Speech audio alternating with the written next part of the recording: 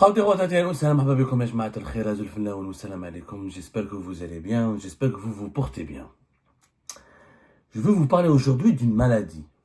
Ce n'est pas une émission consacrée à la santé. Ce n'est pas une émission consacrée à la santé. Je vous montrerai tout à l'heure un passage. Dans un petit moment, je vous montrerai un passage d'une télévision algérienne publique, étatique, financée par l'argent public. Elle s'appelle Al24 News. Al24 News, c'est la chaîne de télévision internationale, c'est la chaîne publique et étatique algérienne qui est consacrée à l'actualité internationale. Si vous voulez, c'est une chaîne de télévision satellitaire d'information en continu, publique et étatique, créée, qui a été lancée le 1er novembre 2021 et qui est spécialisée uniquement pour l'information internationale, l'actualité internationale. Et dont le but, je rappelle, a été de promouvoir l'image de l'Algérie sur la scène internationale, défendre les intérêts de l'Algérie sur la scène internationale et de être la voix de l'Algérie sur la scène internationale pour se défendre contre les différents lobbies médiatiques internationaux qui sont jugés hostiles par les autorités algériennes. Une arme de soft power, comme on dit, c'est-à-dire comment l'Algérie voulait faire comme le Qatar, comme la France avec France 24, comme le Qatar avec Al Jazeera, comme l'Arabie Saoudite avec l'Arabia, faire du soft power, c'est-à-dire essayer d'influencer les esprits, s'offrir une capacité médiatique d'influencer l'opinion publique internationale en l'amenant à avoir une image positive, une idée positive de l'Algérie à travers sa chaîne de télévision. Financée par l'argent public et qui a coûté beaucoup d'argent. On a enquêté sur l'Algérie. Elle a coûté son lancement nous a coûté entre 4 à 5 millions d'euros. Et elle bouffe encore plusieurs dizaines de milliers d'euros, pour ne pas dire des millions d'euros, depuis son existence. Et qui a, malheureusement, qui est confrontée à un échec total parce qu'elle n'a jamais sorti une exclusivité, elle n'a jamais été citée par la média internationale, mais à part dans des affaires de fake news, dans des affaires de calomnie, dans des affaires d'injures, dans des affaires de bassesse immorale. Elle n'a jamais interviewé un chef d'État étranger très connu, ou là, un ancien chef d'État. Elle s'est jamais illustrée par une couverture d'un événement international qui lui a valu le respect ou la crédibilité dans son domaine. Ça n'a rien à voir avec Al Jazeera, France 24. Avant de vous montrer ce passage, je voudrais vous parler de ce que c'est qu'une bouffée délirante. Dans la médecine, on parle de bouffée délirante, dans la psychiatrie. Une bouffée délirante, c'est quoi? C'est tout ce qui est caractérisé par plusieurs épisodes de délire passagers pendant lesquels la personne tient des propos incohérents ou adopte un comportement irrationnel. Les bouffées délirantes apparaissent de façon soudaine et brutale. Les bouffées délirantes, c'est des épisodes de délire qui surviennent brusquement chez une personne n'ayant jamais manifesté auparavant de problème psychique de ce type. C'est à un moment donné, on dit des choses tellement incohérentes, tellement irrationnelles, on est dans un état de nervosité comme ça, on parle de bouffées délirantes. Maintenant, regardez ce passage. Algérie 24 News, Al 24 News, la chaîne étatique algérienne. Encore une fois, financée par l'argent public. C'est pas privé, Nahar ou là. Ça aurait été fait très facilement. Or, l'Algérie n'a aucun intérêt à embarquer un type qui n'est rien. Je rappelle qu'effectivement, il faut se rappeler du passé. Enfin, il revient d'Espagne, pantalon troué, pas une thune en poche. Je suis un peu vulgaire, j'ai calculé le terme pour dire vraiment, c'est quasiment un pauvre type qui vient nulle part. Ouais, un clochard, on peut le dire. Il vient nulle part, et du jour au lendemain, il vit comme un nabab à Paris. Comment peut-il avoir autant d'argent avec millionnaire en plus, paraît-il. Comment peut-il avoir autant d'argent alors qu'il vient d'ici, dans des conditions difficiles qu'on connaît?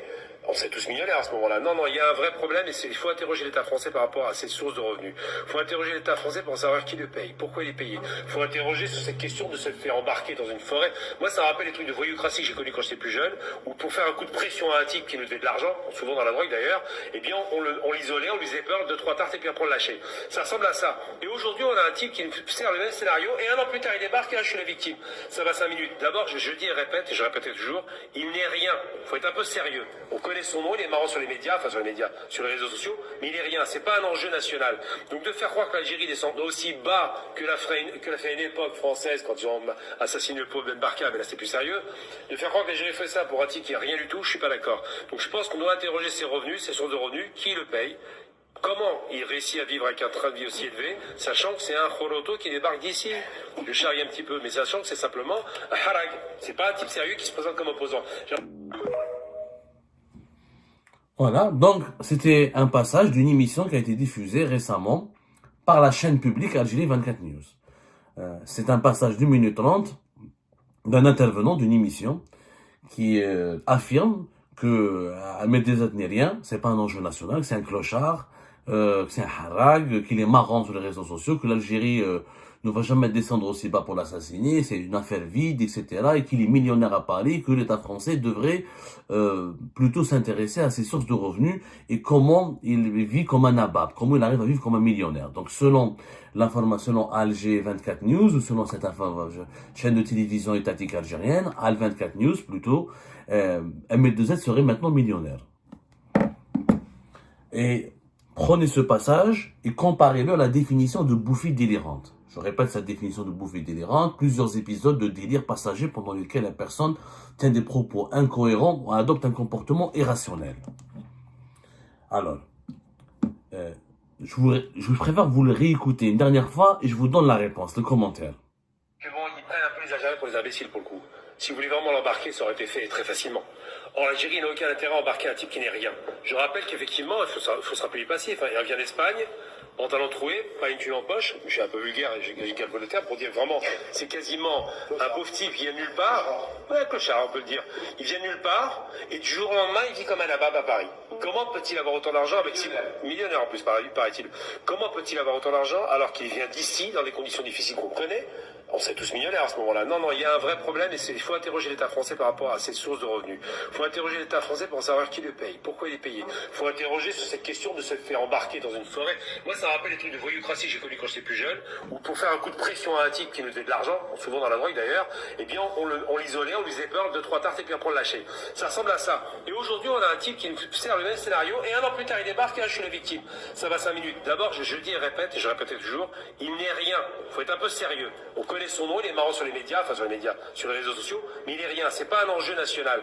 Donc de faire croire que l'Algérie descend aussi bas que l'a fait une époque française quand ils ont assassiné le pauvre Ben Barka, mais là c'est plus sérieux, de faire croire que l'Algérie fait ça pour un type qui n'a rien du tout, je suis pas d'accord. Donc je pense qu'on doit interroger ses revenus, ses sources de revenus, qui le paye, comment il réussit à vivre avec un train de vie aussi élevé, sachant que c'est un Khoroto qui débarque d'ici. Je charrie un petit peu, mais sachant que c'est simplement un harag. C'est pas un type sérieux qui se présente comme opposant. Donc nous sommes sur une télévision publique, c'est pas Naha, c'est pas Shoror. La télévision publique, normalement, c'est le service public. Normalement, il y a une charte de valeur, il y a une éthique. Donc, normalement, on peut pas prononcer certains mots. Harak, clochard, bon, on sait pas. Alors, regardez les contradictions. C'est, franchement, appliquer juste la définition de bouffie délirante sur ça, sur ce passage. C'est du délire. Alors, il est clochard, mais on dit après il est millionnaire. Ou il est clochard, ou il est millionnaire, on peut pas être les deux à la fois. Mais bon, il n'est rien, il est harak, c'est pas un enjeu national. Alors pourquoi ce chroniqueur d'Algérie 24 News nous explique pas, s'il n'est pas un enjeu national, pourquoi le ministère des Affaires étrangères algérien a parlé de lui, l'a cité dans un communiqué officiel? Allez-y lire le communiqué officiel de la diplomatie algérienne du 12 avril 2024, où M. Ahmed Dezed est cité nommément avec son nom, il est qualifié de voyou. Je cite, le communiqué du ministère des Affaires étrangères qui a convoqué l'ambassade de France, l'ambassadeur de France qui a convoqué l'ambassadeur de France à Alger le 12 avril dernier. Cette audience a eu pour objectif d'exprimer la vive protestation de l'Algérie suite à la décision des autorités judiciaires françaises de mettre en examen et de placer en détention provisoire un de ses agents consulaires en exercice sur le sol français dans le cadre de l'ouverture d'une information judiciaire sur un supposé enlèvement du voyou MLDZ. Amir Boukhars dit MLDZ, voyou. Si c'est pas un enjeu national, pourquoi le citer dans un communiqué officiel du ministère des Affaires étrangères? Le ministère des Affaires étrangères, c'est un organisme de l'État algérien. C'est un ministère régalien. Il gère la souveraineté nationale du pays. Il gère un département qui engage la souveraineté nationale du pays. Alors, si c'est pas un enjeu national, pourquoi en parler? Dans le communiqué, il est cité plusieurs fois.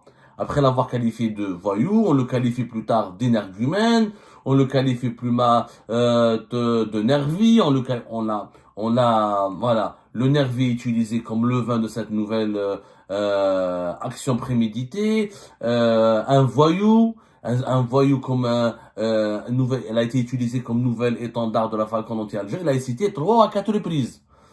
Moi, même si ce n'est pas 5 ou 6 reprises. Le communiqué du 12 avril 2025 du ministère algérien des Affaires étrangères, qui parle d'MLDZ, qui le cite nommément, qui le qualifie de voyou, de nervi, de deuxième fois de voyou,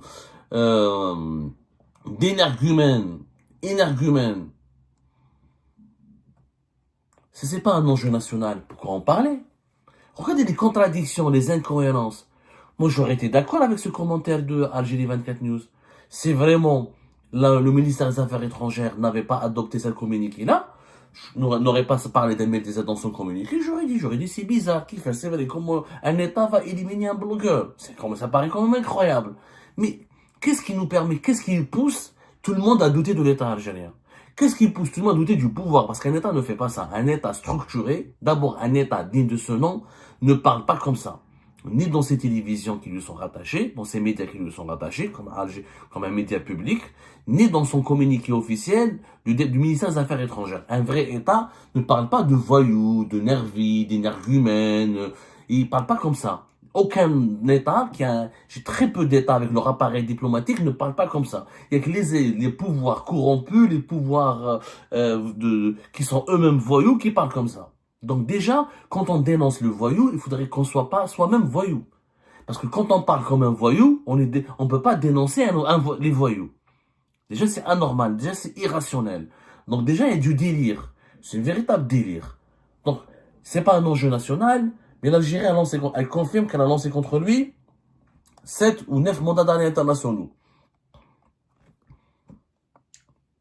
Alors, pourquoi lancer contre lui plusieurs demandes d'extradition, en tout cas. Entre 7 et 9, selon les chiffres officiels. Les autorités algériennes parlent des fois de 7, des fois parlent de 9. 9 ou 7 mandats internationaux. Ça veut dire là, c'est Pablo Escobar. Ça veut dire là, c'est un gros mafieux. Alors, c'est qui en fait? C'est un blogueur. C'est juste un blogueur cyberactiviste. Il a juste une page Facebook, TikTok ou YouTube. Même sur YouTube, il parle plus MLDZ. Il parle que sur TikTok ou sur... Et maintenant, il parle même pas. Il s'exprime même pas en vidéo. Il fait juste que du texte, que des publications écrites. Et donc, si vous avez lancé contre lui 9 ou les 7 mandats internationaux, ça veut dire c'est quelqu'un de puissant, d'important, d'extrêmement important. Donc, il y a une contradiction. Le gouvernement algérien, le régime algérien, c'est même pas parce qu'un gouvernement, un État ne tombe pas si bas, effectivement. Je suis d'accord avec ce chroniqueur d'Algérie 24 News. Un État ne tombe pas si bas. C'est un régime corrompu qui tombe aussi bas. Et dans cette affaire, le régime algérien, il est tombé si bas. Qui fait l'État algérien, communiqué officiel, tu parles comme ça, tu utilises des termes insultants et injurieux. Et si ce personnage n'est pas aussi important, pourquoi insister pour son extradition? Pourquoi insister pour des mandats d'arrêt internationaux? Et pourquoi parler de lui dans ses communiqués officiels? Maintenant, on dit qu'Ahmadinejad, il est millionnaire. Il vit bien, ici comme un nabab. C'est très simple, c'est vrai. Mais déposer plainte en France.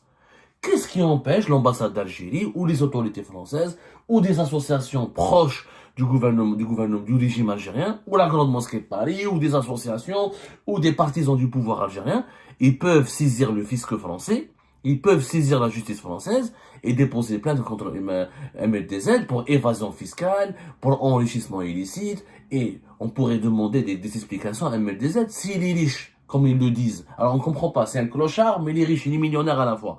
Regardez l'incohérence. Il n'est personne, mais c'est un millionnaire.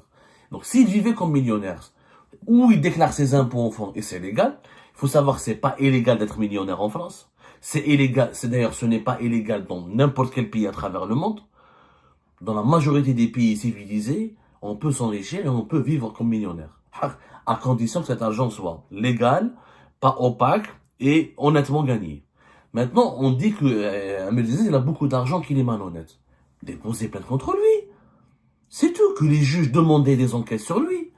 Maintenant, vous pensez qu'en France, on peut être millionnaire sans déclarer ses revenus. C'est-à-dire qu'on peut vivre comme un millionnaire en passant inaperçu. Alors, je rappelle ce que la justice française a fait auparavant. Je rappelle que la justice française, le fisc français, ont épinglé de grands dirigeants politiques français. Ou pour des affaires de corruption, ou pour d'autres affaires très graves.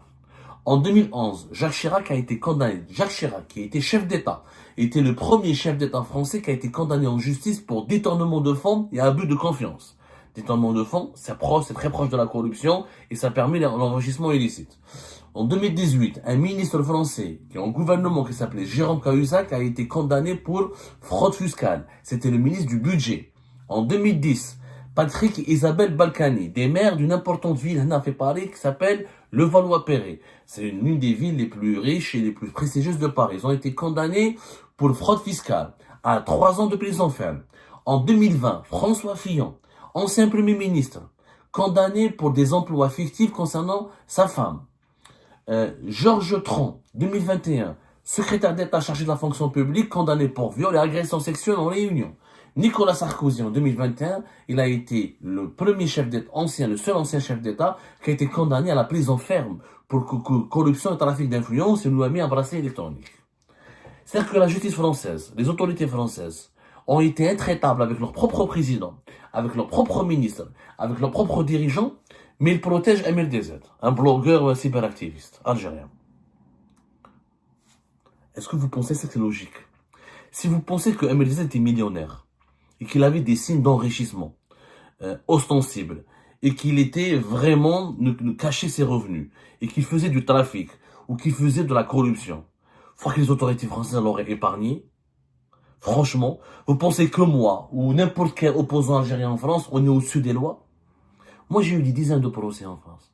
La police me convoque, la justice me convoque, on se présente devant les juges, voilà la preuve, voilà les faits, etc. Et j'ai gagné pratiquement tous mes procès, sauf certains qui sont encore en cours, et je les gagnerai parce que j'ai des preuves, j'ai des faits, et je sors toujours gagnant parce que la justice en France, l'adala tansar al-mahgour. Quand il n'y a pas, on ne peut pas condamner quelqu'un juste par instruction téléphonique. La justice est indépendante, elle est rigoureuse.